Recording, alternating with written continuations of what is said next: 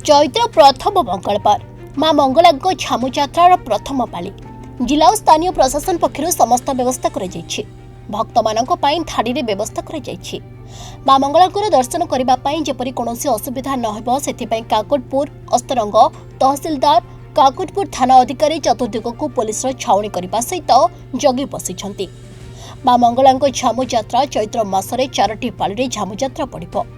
गतकाली रात्र 3 घड़ी थाई मंदिर द्वार फिटा पर मंगल आलती भीतर शोध स्नान बेश चंदन लगी पर सूर्य पूजा बल्लभ नीति करे।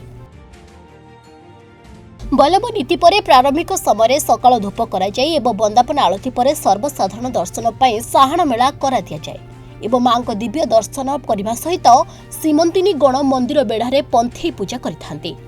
हजार हजार श्रद्धालु माने एपरी गाँ गाँव में महिला माने ग्रामर चौरा मूले पंथी पूजा करथिबार देखिबाकु मिलबा बेले विभिन्न प्रकार फल पणारे मां मंगला को पूजार्चना करा जायथिबा कहंती श्रद्धालु।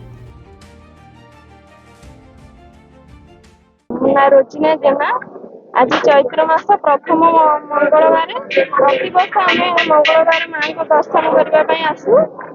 विश्वास अच्छे दिन माँ को दर्शन करने द्वारा माँ को आशीष मिले और परिवार बहुत मंगल होता है। बहुत श्रद्धालु माँ को दर्शन आसमें जय माँ मंगला मो ना तापस कुमार मंगला मंदिर पूजक।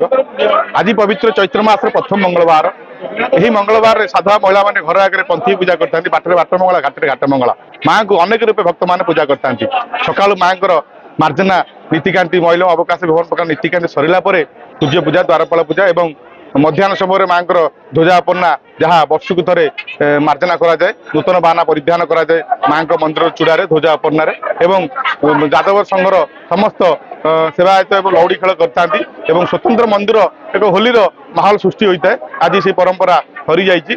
जय माँ मंगला।